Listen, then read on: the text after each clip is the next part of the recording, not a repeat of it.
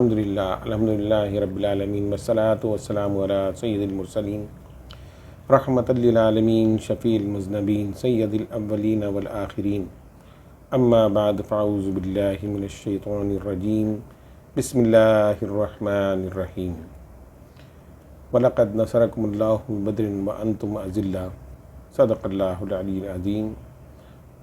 درود شریف پڑھیے۔ اللہم صلی علی سیدنا مولانا محمد وعلی آل سیدنا و مولانا محمد وبارک وسلم وصلوا علیہ صلاۃ و سلام علیک یا سیدی یا رسول اللہ۔ حضرات محترم، جو آیت کریمہ میں نے آپ کے سامنے تلاوت کی، اس میں اللہ تبارک و تعالیٰ ارشاد فرماتا ہے، بے شک ہم نے تمہاری مدد کی اس وقت کہ جب تم بے سر و سامانی کے عالم میں تھے۔ یہ ذکر ہے جنگ بدر کا۔ اللہ تبارک و تعالیٰ نے جنگ بدر میں، جو اسلام کا پہلا عظیم معرکہ ہے، جس میں اللہ تبارک و تعالیٰ نے مسلمانوں کو کافروں پر فتح و نصرت عطا فرمائی۔ میرے بزرگوں اور دوستوں، اس جنگ کا پس منظر یہ ہے کہ جب مسلمانوں کی ریاست مدینہ میں قائم ہو گئی تو کفار چین سے نہیں بیٹھے، بلکہ وہ کوئی نہ کوئی حرکت ایسی کرتے کہ مسلمان بے چین رہیں، پریشان رہیں۔ جب کوئی مسلمانوں کا چھوٹا سا قافلہ نکلتا، وہ اس پر حملہ آور ہوتے، اس کو لوٹ لیتے اور ان میں شریک مسلمانوں کو شہید کر دیتے۔ یہ ان کی حرکتیں بڑھتی گئیں یہاں تک کہ وہ مدینے کی سرحد تک پہنچے۔ حضور اکرم صلی اللہ علیہ وسلم نے صحابہ سے مشورہ کیا اور پھر فیصلہ یہ ہوا کہ اب ہم ان کا مقابلہ کریں گے، اب ہم اپنی حفاظت خود کریں گے۔ اگر ان کی طرف سے کوئی حملہ ہوتا ہے تو ہم اس کا مقابلہ کریں گے، اپنا دفاع کریں گے۔ اسی اثنا میں سرکار دو عالم صلی اللہ علیہ وسلم کے پاس یہ اطلاع پہنچی کہ ابو سفیان، جو اس وقت تک مسلمان نہیں ہوئے تھے، ایک تجارتی قافلہ لے کر شام گئے اور وہاں سے واپس مکے کی طرف آ رہے ہیں۔ یہ وہ قافلہ تھا کہ جس میں قریش مکہ کے ہر شخص کا پیسہ لگا ہوا تھا، اور یہ تجارت منافع کے ساتھ کرنے کے بعد مکے واپس آ رہے تھے۔ سرکار دو عالم صلی اللہ علیہ وسلم نے صحابہ سے مشورے کے بعد یہ فیصلہ کیا کہ ہم کفار کے اس قافلے کو روکیں گے۔ جب یہ فیصلہ ہوا تو آپ نے اپنے جانثار صحابہ کی ایک جماعت تیار کری جو صرف 313 افراد پر مشتمل تھی، اور مدینہ منورہ سے نکلے۔ اس کی اطلاع ابو سفیان تک پہنچی اور انہوں نے اس کی اطلاع مکے والوں کو پہنچائی۔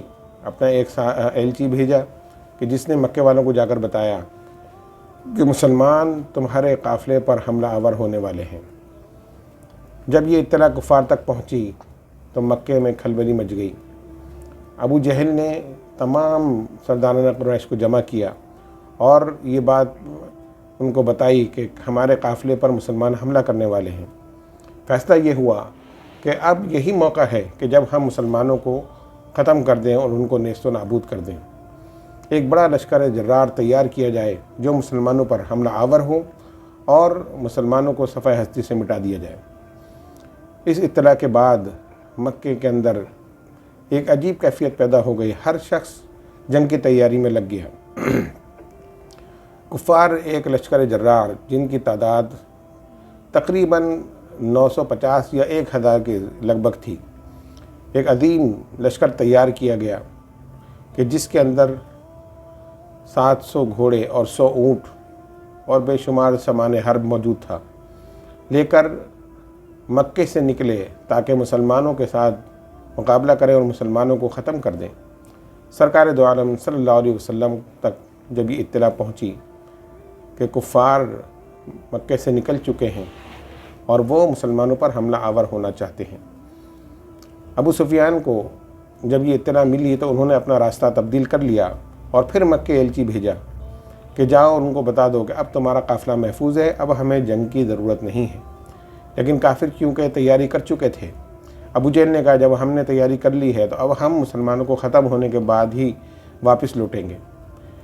اسے اثنا میں سرکار دو عالم صلی اللہ علیہ وسلم بھی آدھا راستہ طے کر میدان بدر کے قریب پہنچ چکے تھے۔ ابو جہل کی قیادت میں، کفار مکہ کی قیادت میں سرداران قریش کی قیادت میں یہ قافلہ بدر کی طرف روانہ ہوا، اور جب یہ بدر پہنچا تو سرکار دو عالم صلی اللہ علیہ وسلم نے صحابہ سے مشورہ کیا کہ بتاؤ اب یہ تو جنگ کے لیے آ گئے ہیں، ہماری تعداد تو کم ہے۔ حضرت عمر فاروق رضی اللہ تعالیٰ عنہ، حضرت علی کرم اللہ وجہ، حضرت عمر فاروق اور حضرت ابوبکر صدیق رضی اللہ تعالیٰ عنہ نے عرض کی، یا رسول اللہ صلی اللہ علیہ وسلم، جو آپ کہیں گے ہم کریں گے، ہمارا تلوار کے ساتھ رشتہ پرانا ہے، آپ جو حکم دیں گے ہم کافروں کا مقابلہ کرنے کو تیار ہیں۔ سرکار دو عالم صلی اللہ علیہ وسلم چاہتے تھے کہ انصار کی طرف سے بھی کوئی رائے آئے۔ وہ کیا چاہتے ہیں؟ حضرت سعد انصاری حضور اکرم صلی اللہ علیہ وسلم کے صحابی عرض کرتے ہیں، یا رسول اللہ صلی اللہ علیہ وسلم، ہم آپ کے حکم پر پانی میں بھی لڑیں گے، خشکی میں بھی لڑیں گے۔ حضرت مقداد انصاری رضی اللہ تعالیٰ عنہ عرض کرتے ہیں، یا رسول اللہ صلی اللہ علیہ وسلم، حضور ہم بنی اسرائیل کی قوم نہیں جو آپ سے یہ کہیں کہ ہم آپ اور آپ کا خدا جا کر ان سے لڑے، جو انہوں نے موسیٰ علیہ السلام سے کہا، حضور جہاں پر آپ کا پسینہ گرے گا وہاں پر اپنا خون بہا دیں گے۔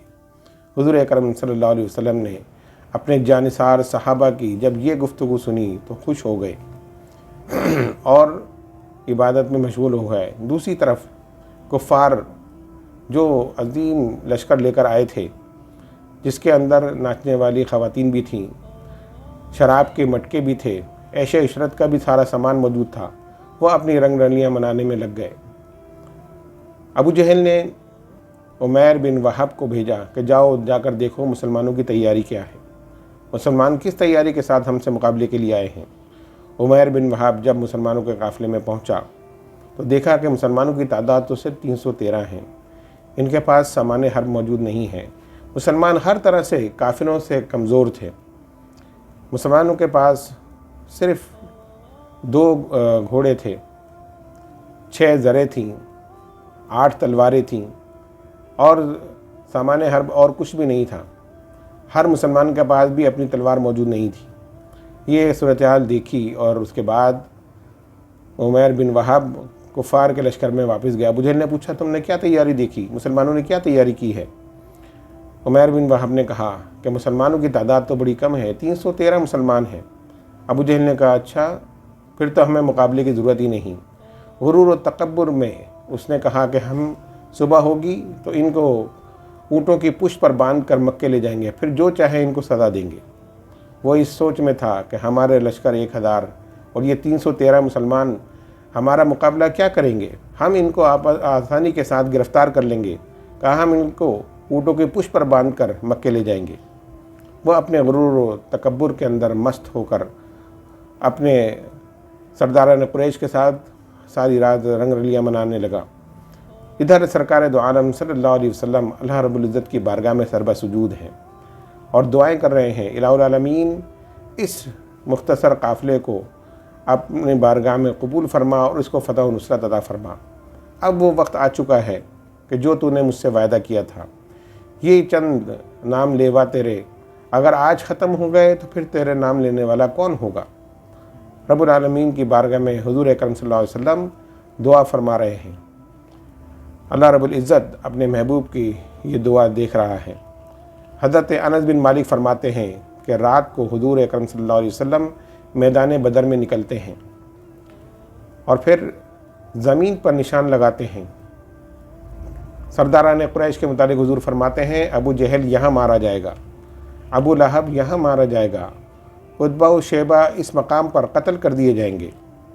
حضرت انس فرماتے ہیں، میں ان نشانات کو بغور دیکھ رہا تھا، مجھے یقین تھا جو سرکار نے فرمایا ہے یقیناً وہ پورا ہوگا۔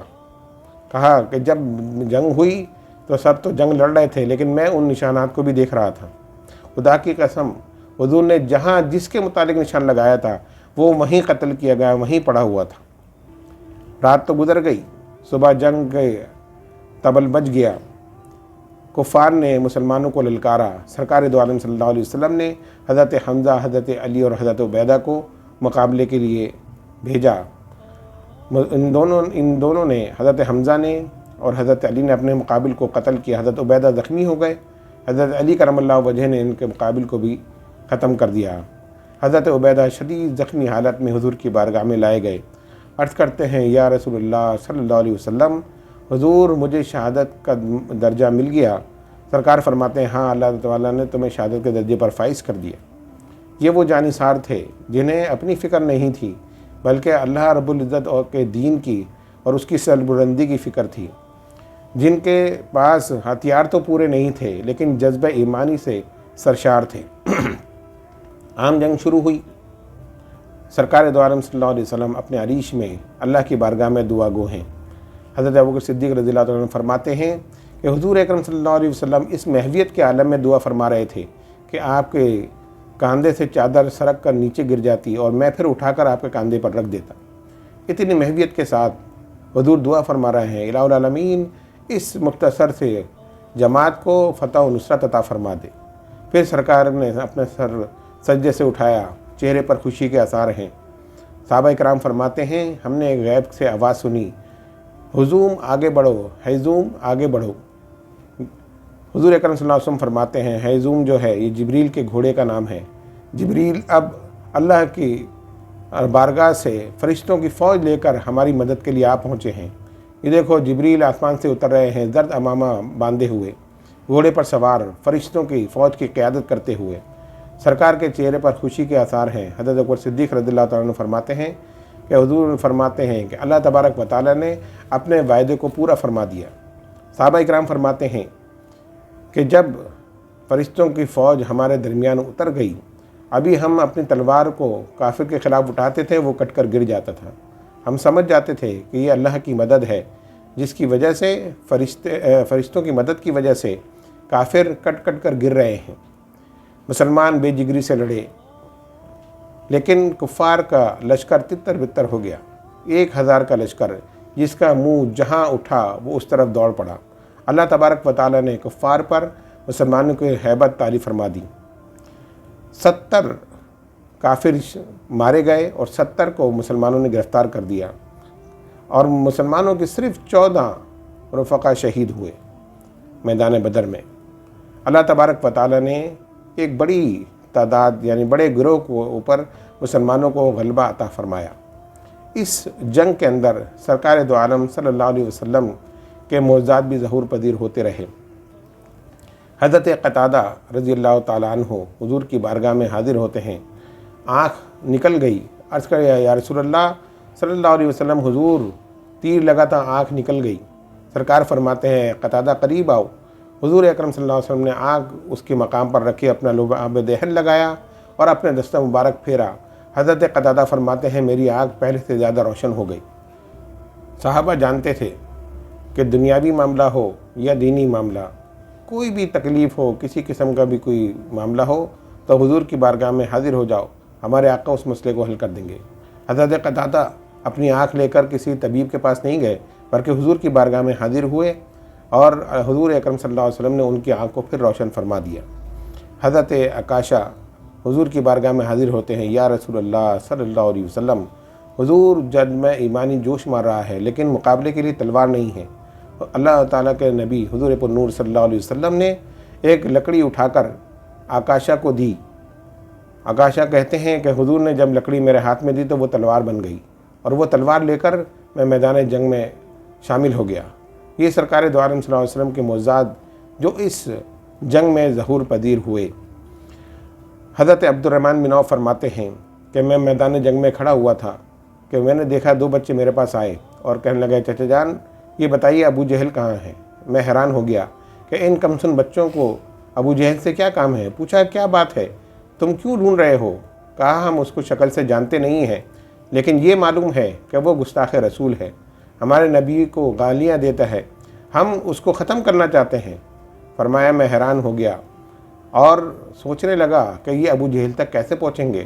میں نے کہا ابو جہل تو حفاظتی دستے کے درمیان ہے، تم اس تک کیسے پہنچو گے؟ کہا آپ صرف نشاندہی کر دیں گے ابو جہل کون ہے۔ میں نے دیکھا کہ ابو جہل کالے گھوڑے پر سوار اپنے حفاظتی دستے کے درمیان موجود اپنے فوج کی کمان کر رہا ہے۔ میں نے اشارہ کیا کہ وہ ہے ابو جہل۔ ابھی میں نے اشارہ ہی کیا تھا کہ میں نے دیکھا کہ لپک جھپکتے وہ بچے ابو جہل تک پہنچ گئے۔ قد چھوٹا تھا، اس کے ابو جہل تک ان کی تلواریں پہنچ نہیں سکتی تھیں۔ انہوں نے گھوڑے کی ٹانگوں پر حملہ کیا، گھوڑا نیچے گرا اور وہ ابو جہل پر سوار ہو گئے اور اس کا سر قلم کر دیا۔ یہ وہ جذبہ ایمانی تھا کہ مسلمان کا بچہ بھی گستاخ رسول کو برداشت نہیں کر سکتا۔ میدان جنگ میں حضرت معاذ اور معوذ نے امت محمدیہ کو بتا دیا کہ گستاخ رسول کی سزا صرف سرطن سے جدا ہے، یعنی اس کو ختم کرنا، یہی جو ہے جذبہ ایمانی ہے۔ کوئی گستاخ رسول کو اس زمین پر زندہ رہنے کی اجازت نہیں۔ حضرت معاذ اور معوذ لڑتے لڑتے زخمی ہو گئے، حضرت معوذ شہید ہو گئے، حضرت معاذ کا بازو کٹ گیا۔ آپ وہ بازو لے کر حضور کی بارگاہ میں پہنچتے ہیں۔ حضور نے فرمایا معاذ اپنا بازو لاؤ، اس کو اس کی جگہ پر رکھا، اپنا لعاب دہن لگایا، وہ بازو پھر کام کرنے لگا، پھر طاقتور ہو گیا۔ حضور اکرم صلی اللہ علیہ وسلم اس جنگ میں اپنے معجزات بھی دکھا رہے ہیں۔ اللہ تبارک و تعالیٰ کی مدد کے ساتھ مسلمان جنگ بھی لڑ رہے ہیں۔ یہ اللہ رب العزت کا کرم ہے، اس وجہ سے کہ وہ صحابہ کرام جنہوں نے اپنا سب کچھ اسلام کے لیے قربان کر دیا، صرف اسلام کی سربلندی کے لیے، بغیر کسی لالچ کے اپنا سب کچھ قربان کر کر جب میدان جنگ میں کودتے ہیں، اللہ رب العزت آسمان سے فرشتوں کی ایک جماعت کے ذریعے ان کی مدد فرماتا ہے۔ اسی لیے اللہ رب العزت فرماتا ہے وَلَقَدْ نَصَرَكُمُ اللَّهُ بِبَدْرٍ وَأَنْتُمْ أَذِلَّةٌ کہ جب تم بے سر و سامانی کے عالم میں تھے، ہم نے اب تمہاری مدد کی اور تمہیں فتح و نصرت عطا فرمائی۔ میرے بزرگوں اور دوستوں، جنگ بدر وہ عظیم معرکہ ہے جو ہمیں یہ سبق دیتا ہے کہ اپنی قوت پر بھروسہ نہ کرو، اپنی طاقت کے نشے میں آگے نہ بڑھو، اپنی دولت پر، طاقت پر بھروسہ نہ کرو، بلکہ اگر تمہارا بھروسہ ہو تو اللہ کی ذات پر ہو۔ رب العالمین جب مدد کرتا ہے تو پھر تمہارا مقابلہ کوئی نہیں کر سکتا۔ جب تک مسلمان اللہ پر توکل کرتے رہے، دین کے لیے لڑتے رہے، اللہ تبارک و تعالیٰ نے ان کو ہر جنگ میں فتح و نصرت عطا فرمائی۔ جب ہم نے راہ راست سے ہٹ گئے اور پھر اپنی طاقت پر، سامان حرب پر، اپنی دولت پر بھروسہ کرنے لگے تو آج مسلمان مغلوب ہو گئے۔ جنگ بدر ہمیں یہ سبق دیتی ہے کہ ہم آج بھی اگر بدری صحابہ جیسا جذبہ پیدا کریں تو آج بھی فرشتے ہماری مدد کے لیے آسمان سے اتر سکتے ہیں۔ اللہ رب العزت سے دعا ہے کہ اللہ تبارک و تعالی ہمارے اندر بھی بدری صحابہ جیسا جذبہ ایمانی پیدا فرما دے، ہمارے ایمان کے اندر بھی وہ حلاوت پیدا فرما دے، ہمارے اندر بھی شوق شہادت پیدا فرما دے، تاکہ آج بھی ہم اپنے دین کا دفاع کر سکیں اور دین پر صحیح معنوں میں عمل کر سکیں۔ رب العزت ان صحابہ کرام کے قبروں پر کروڑوں برکتیں اور نعمتیں نازل فرمائے اور ان کو جنت الفردوس میں اعلیٰ مقام عطا فرمائے کہ جنہوں نے میدان جنگ میں یعنی جنگ بدر میں شرکت کی اور جنہوں نے شہادت نوش کی اور جو غازی بنے، یہ وہ تمام صحابہ ہیں کہ جن کی وجہ سے اسلام کی ہیبت کافروں پر طاری ہو گئی۔ اللہ رب العزت ہم سب کو دین پر عمل کی توفیق عطا فرمائے، جذبہ ایمانی عطا فرمائے۔ وما علینا الا البلاغ۔